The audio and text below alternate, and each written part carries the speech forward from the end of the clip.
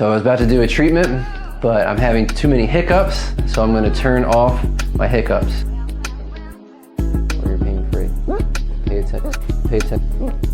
From side to side, right? Our hiccups are just a muscle spasm, and the muscle that's spazzing is your diaphragm. So we're gonna decrease diaphragmatic spasm, decreasing my hiccups before we do the shoot.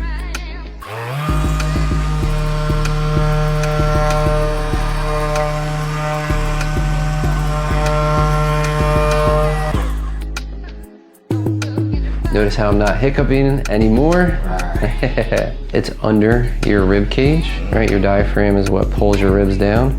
So you can breathe in and breathe out and just kind of massage your diaphragm that way.